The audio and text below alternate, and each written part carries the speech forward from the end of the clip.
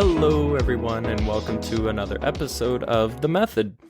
It's Adam speaking here, and I kind of want to kick off a new series here where each episode takes a little bit of a deep dive into a specific drug or a specific drug type, whether it's recreational or medicinal.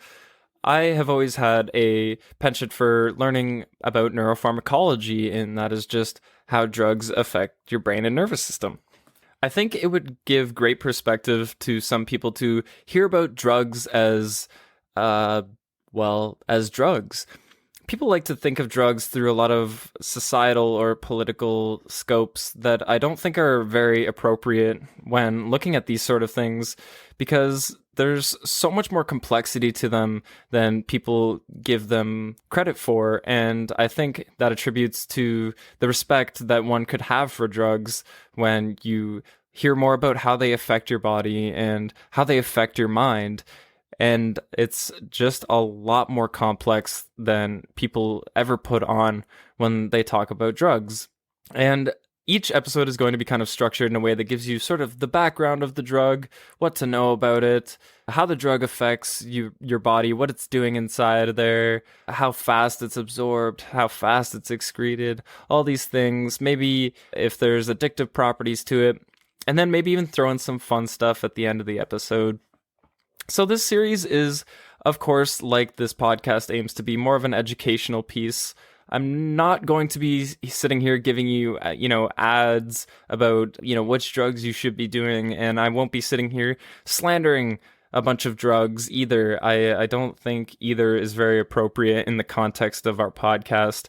I just want to sort of give you more about the drug as a chemical and see how it looks through a science scope, basically, and maybe teach you a lot more stuff that you didn't know. It's really fun to talk about this stuff, especially to those who basically have no background in pharmacology. So to kick things off, the first episode we have here is on cannabis, a pretty hot topic in Canada now for quite a while due to its relatively recent legalization in our history. And again, without getting into the political scope of things, God, I've already gone into it, god damn it. So what is cannabis? Well, cannabis itself is a genus of a plant, and that's just sort of nomenclature that we use to classify it. Similar to how humans are Homo sapiens, we see a lot of reference to people knowing cannabis as its species name, which is, there's three different ones: Cannabis sativa, Cannabis indica, and a lesser known Cannabis ruderalis. And the real culprit of the drug, when I say cannabis in this episode, I may more often than not be referring to THC, tetrahydrocannabinol. Now, in recent research, and what people can't seem to stop talking about, is CBD as well, cannabidiol. This is another cannabinoid that is inside of cannabis. And this has been all the rage in the past little while for whatever benefits it may hold. I think a lot of the research is a little too early to tell what exactly it does, but it's worth mentioning this early on, how complex the drug actually is. And this entire series will be like that. I'm going to be saying, well, I just dumbed it down, but it's still too complex, and that is where my respect for these drugs comes in, is just how complex they are. So beyond our understanding more often than not. There's never usually this one-to-one input-output that we get, like some people like to say that dopamine, the neurotransmitter dopamine, just a chemical in your brain that is used for communication amongst brain cells. They like to call it the pleasure molecule. Well, sorry, but it's not really just a pleasure molecule. It's not quite a pleasure molecule. It's so oversimplified. It's almost rude to dopamine, the reputation of dopamine. But nevertheless, before I get into an Adam tangent, but yeah, THC and CBD are the two primary suspects, more often than not THC. THC is actually what we would call the primary psychoactive constituent. What does that mean? Well, it means it's the meat of what you're going to be feeling if you were to, let's say, smoke cannabis, which is probably the most common form of administration. Psychoactive comes from the Greek word for soul and the Latin word for to act or to act upon. And therefore, psychoactive means to act on the soul. And man, it sounds so much cooler when you put it that way. But if you want to put it the exact opposite way, the less graceful way, you're getting high off of it. THC is the high you feel. So each plant of cannabis contains around 400 compounds, of which at least 70 are psychoactive.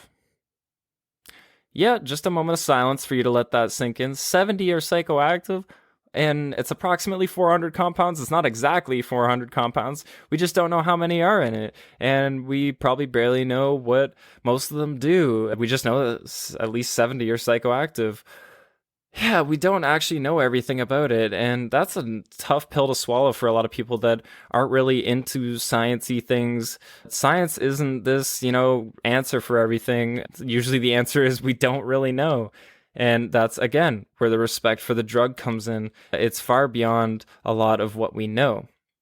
And that kind of attributes to the uses that people get out of cannabis. There's a whole lot of uses for it due to the staggering amount of effects that we see.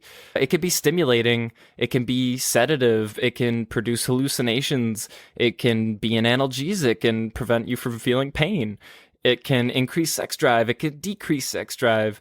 It's really a testament to how drugs are never consistent across the board, from person to person, from drug to drug, or, even dose to dose. There's so many factors that go into how a drug is going to affect a person. You should never, ever confidently say to a person, perhaps unless you're a medical professional, but it's almost impossible to calculate or quantify how a drug's going to affect a person. And that's interesting in the context of researching drugs.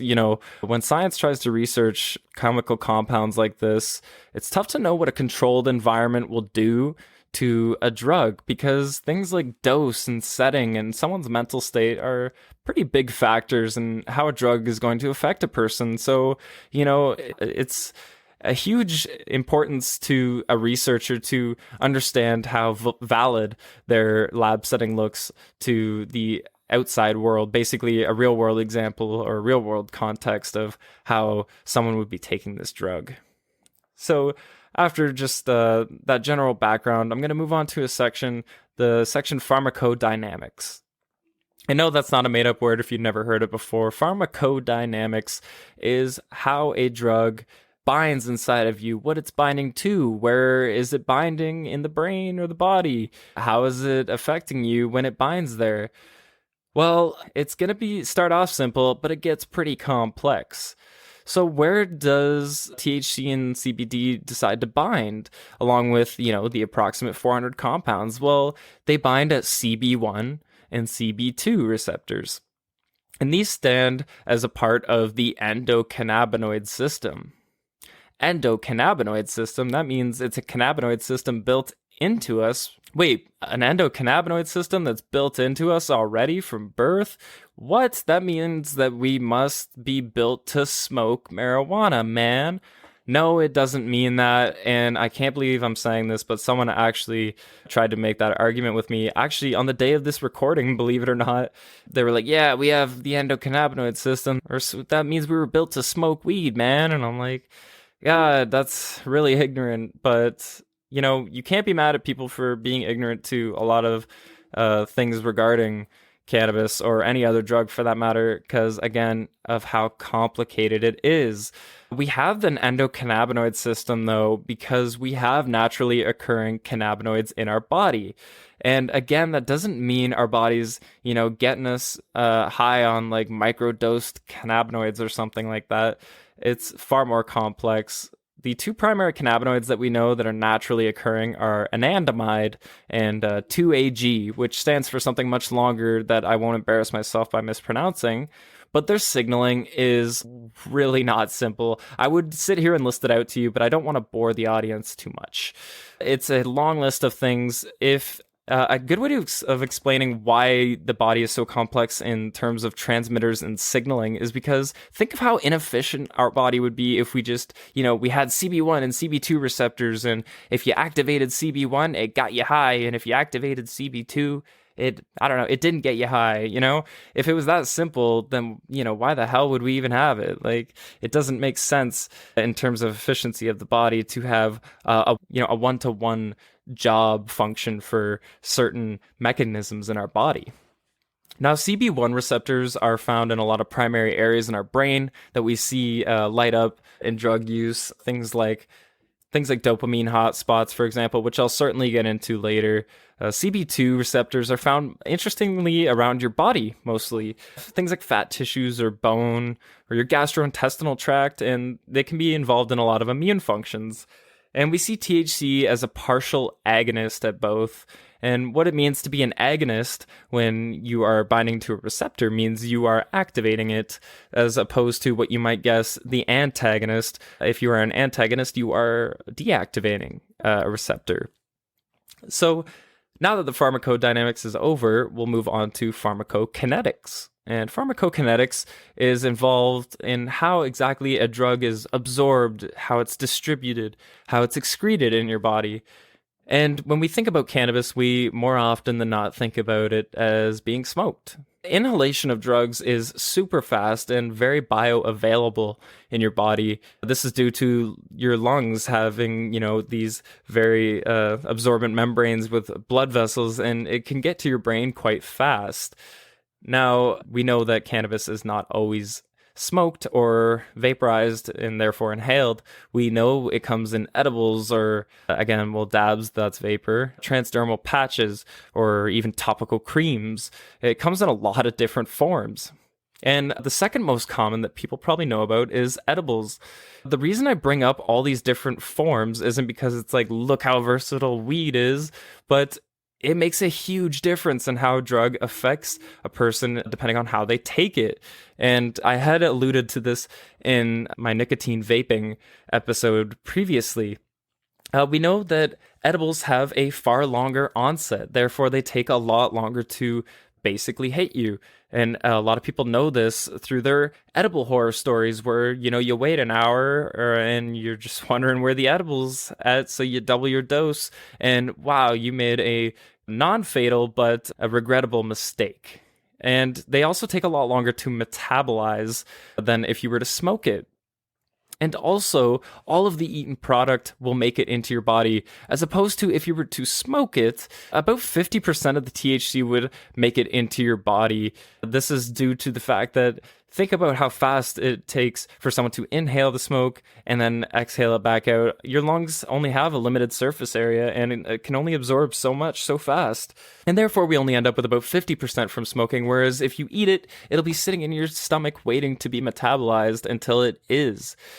And when you eat an edible, it gets converted to 11-hydroxy-THC, which is a metabolite that is far more psychoactive than the regular metabolite THC turns into. So I think it's important to understand that route of administration is very important in how a drug affects you and how different drugs can be depending on which way they're going in. Another interesting thing about THC regarding the distribution of the drug is how it gets through membranes super, super easily. It's due to a property of it being called lipophilic. Lipophilic means, well, like most words in science, we could break it down. And that makes it a lot easier to understand. Lipo is for fat. You may have heard things like liposuction. And philic, which means it's very attracted to or it likes it. So therefore it likes fat. And if you've ever learned basic biology, and if you haven't, a quick note, when people are talking about membranes in biology, membranes are mostly made through fat layers or lipid layers. You may have heard phospholipid bilayer and like the cell membranes. Well, since THC is so lipophilic, it can get caught up in these membranes and certain tissues, especially fat tissues, of course, because it's lipophilic. It'll get sequestered in the adipose tissue. And this is where a very cool feature of THC comes out that not a lot of people know about. When you hear tolerance, you commonly would think of alcohol, and you know that a veteran drinker would drink like double or triple of a first-time drinker and, be half as drunk or even a quarter as drunk. And that's how you think of tolerance. However, if THC is getting caught up in fat tissues, then it actually takes less THC within a certain time frame, granted, because it'll still be becoming metabolized in the fat tissue. If you happen to smoke one day and then smoke the next day, there's still THC caught up in your fat, and this is reverse tolerance, where you might not actually have to smoke as much to get the same highness that you felt the day before, which is kind of interesting. I don't think a lot of people know that. And when it gets metabolized by your liver, there's over 80 metabolites that come out of this bad boy. And then that's quite a bit, actually. We normally focus on, a few, maybe no more than you could count on one hand. But 80 metabolites is a whole ton. And I'm not even sure we know what all of those metabolites do. Now, when I talk about tolerance there, it's going to be an important distinction I want to make. Tolerance isn't the same through and through. When I spoke about alcohol is this type of tolerance where your enzymes that break it down, that metabolize it, they are able to maybe catch up, and we start making more of these enzymes, and we could break it down faster, or at least more efficiently. Now, with cannabis, it's a little bit different. It doesn't seem to be your body metabolizing it any faster, but just your neurons, your brain cells becoming less sensitive to it, which is an interesting form of tolerance. And therefore, you can't say you're just, your system's not pushing it out faster. You're just not responding to it as much as you used to. And there also might be a psychological tolerance component, or what people maybe call learned tolerance. And people who experience anxiety from the administration of cannabis may actually be caused by a learned tolerance. If you think that you get paranoid or anxious due to cannabis, then it's possible that you're just expecting to be anxious and paranoid.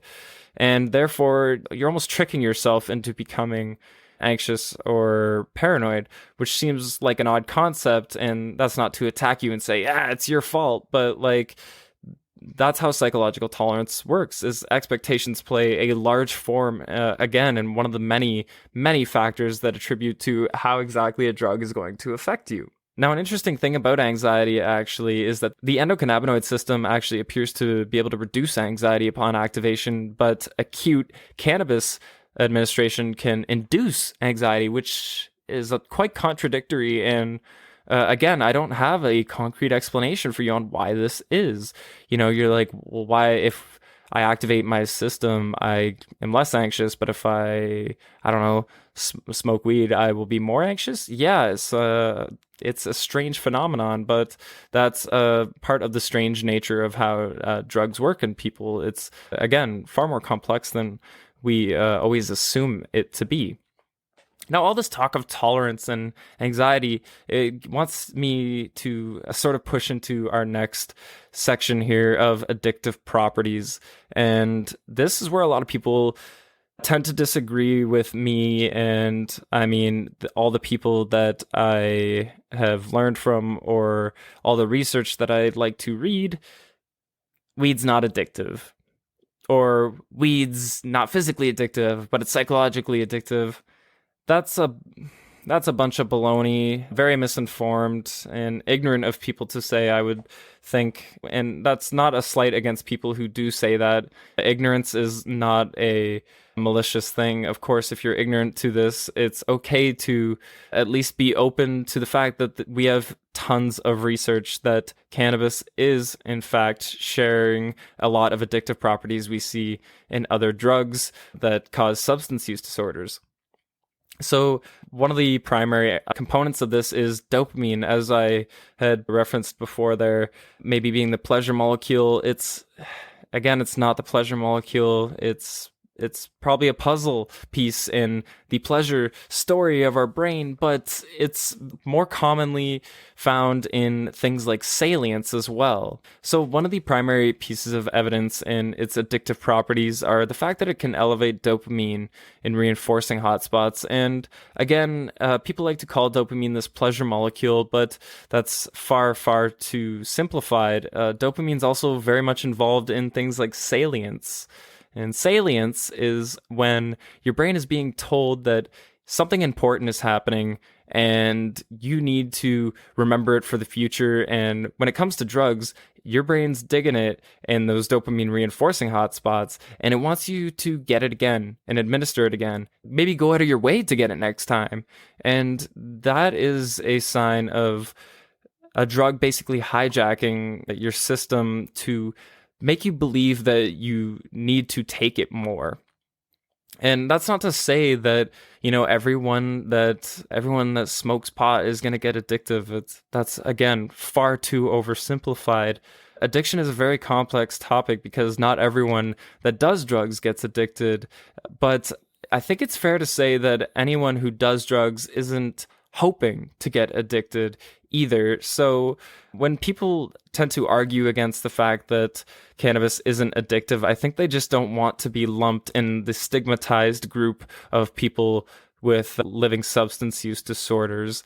And I don't think that's a very wise decision, as it's the first step in realizing that the addiction is a problem that's beyond someone's control. And again, no one wants to have an addiction, and if you do, that's a strange desire, but who am I to question? Actually, the latest diagnostic and statistical manual of mental disorders has criteria for cannabis use disorders. The diagnosis is very similar to any other substance use disorder because of the same neural pathways that we seem to find in the reinforcement of cannabis. Now, reinforcement isn't the whole story either. We also have evidence that suggests cannabis activates the exact same adaptations that we see with negative affect. Maybe you immediately cut off from cannabis after, smoking it like every day, multiple times a day for years. You will experience heavy withdrawal. As I have already mentioned, things like anxiety or miserableness, or you may have horrible stomach pains. These are activating the exact same systems that we see in withdrawal from other drugs, and this negative affect that it gives, very much the same as other drugs. I don't think it's fair to treat cannabis as this special child of drugs that isn't addictive because it's been the cool one to smoke for so many years. That's not fair at all to people who do struggle with the amount of cannabis they intake. Now, before we get too deep and dark into that, it's a very low note, but it is very real, and I think it's one of the main conversational pieces I want to have in this series. But the last section of cannabis, I want to get into some lighter stuff, maybe some things that you didn't think much about when thinking about cannabis. So one of the first things is the memory impairment. It works a little bit different to alcohol, but once I get to the alcohol episode, you'll see the similarities and see the differences. Memory impairment is involved with a lot of the CB1 activity that we see in what's called the hippocampus. This is a part of your brain that's responsible for a lot of memory, and another very complicated subject, of course, without getting too much into it. We've seen that THC microinjections in rodents straight into the hippocampus can impair memory in them. And what it's doing exactly is it's inhibiting what we call long-term potentiation. And if I really, really want to simplify that, it's like a fancy couple of words for learning. Long-term potentiation is, you may have heard the saying, neurons that fire together wire together. And that's a saying that people in neuroscience love because it's true, and it's such a catchy saying that, learning is doing things on repeat, right? When you practice sports, or, you're doing mathematics or arithmetic, like it'll stick because your neurons keep firing together, and they'll continue to wire together to make those firings much more efficient and basically easier to attain and retain in your memory. So what the THC is doing is reducing a lot of the electrical activity in your hippocampus, and therefore you're inhibiting the learning, which, when you think about it, memory is similar to learning. You're just encoding what you're seeing or experiencing at the time and saving it for later. Well, that's why cannabis tends to impair it. Another fun little fact that, which doing the research for this was kind of funny. THC has a very low toxicity. THC has a very low toxicity, and it's never been reported to have a fatal dose in humans. And I couldn't find a solid number for the amount, but definitely look this up if you're interested. Very, very high quantities have tried to been researched for the toxic dose of THC in rodents, and I couldn't find a solid number, so therefore I won't give you one, but it's a lot of THC, and again, no recorded fatal dose in humans. So that's good news, at least. And finally, the last fun thing I want to talk about that I love telling people about, because everyone thinks about the munchies a lot when it comes to cannabis. And the munchies has a very neurobiological root to it that I think just people don't think about. They just think about like, damn, like, yeah, I ate like a whole box of cookies and I don't know how, but like there is a very specific mechanism to it. And anyone who knows me has probably heard me tell this, because I just enjoy telling it to people. But without me, again, getting into an atom tangent, we have the hypothalamus. The hypothalamus is a portion of your brain that's responsible for a lot of autonomous mechanisms that go on in your body, like your body temperature and your feeding behaviors. Two primary examples of what the hypothalamus likes to do. Things that you don't really have to worry about. You don't have to think about when you're hungry, right? The hypothalamus is taking care of that for you. And the two primary signals that it uses, and two of the primary signals are neuropeptide Y, which tells you to eat, that you are hungry and you want food. And the second is pro-opiomelanocortin, or POMC, as in POMC. And these are the neurons that don't want you to eat, or they don't tell you to eat. They tell you the opposite. They say, hey, you're full, you don't need to eat anymore. So neuropeptide Y is eat, and POMC is don't eat. Now, these POMC neurons, they express, CB1, our fine friend CB1 that we know THC likes to bind to, and it's an agonist for. So when CB1 is activated on POMC neurons, it promotes a different chemical output that POMC neurons are typically implicated in creating. They normally create this compound alpha MSH, which you don't need to worry about. And instead, when its CB1 receptors are activated, it actually produces beta endorphin. And endorphins are a type of what stands for endogenous morphines, which are normally used in pain reduction or pleasurable activities. This beta endorphin, its job is not the same as alpha MSH. And alpha MSH is normally there to inhibit these neuropeptide Y neurons. And it's supposed to turn off your eating signal to say, like, okay, we can turn that off now. You have had, a quarter of the box of cookies. You can chill out now. However, beta endorphin, it doesn't care. That's not its job. And therefore, the neuropeptide Y neurons are basically like, yeah, you could probably just eat the whole box. Just keep doing it. Just keep eating. And it's so bizarre to even think about this if you're talking about this in a normal conversation with someone. Normally, the munchies are just thought of as like, a pretty good comic relief thing. But when you think about it, it's just your brain being tricked almost into thinking that you just need to keep eating, and that your hunger signals aren't going to be able to override the fact that neuropeptide Y is like, yeah, dude, I can hammer it back. Who cares? So that's basically the end of cannabis for me today. Of course, this is a very small portion, a little taste of cannabis, if you will. I hope it at least gets you piqued into your interest of drugs and drug research. Everyone's got access to the internet now in one way or another. So if you love to do your own research, please do. Never take anything you read online, including myself, at face value. If you're really interested, go and look up some stuff, get to reading about it.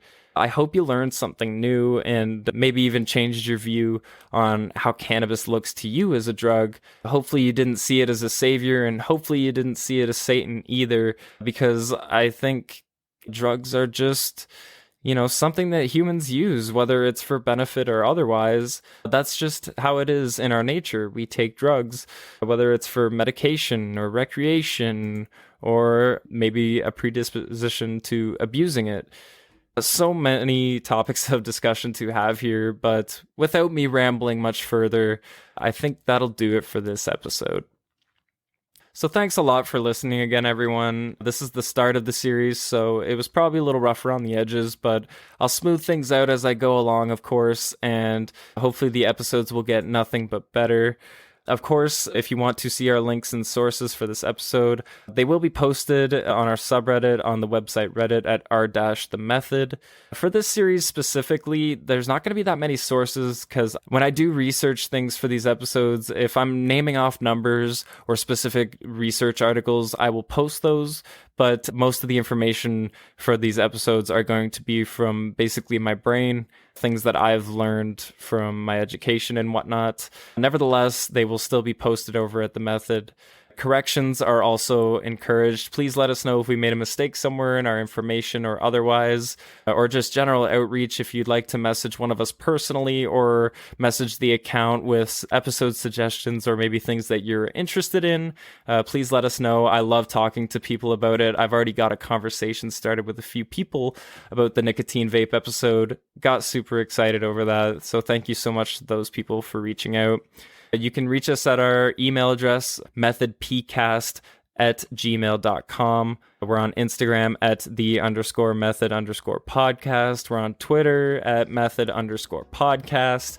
We're bloody everywhere, so just reach out to us and let us know how the episodes are sounding to you guys, and maybe even suggestions on which drug episode you'd like to hear next, and maybe I'll push it ahead of schedule if you show enough interest.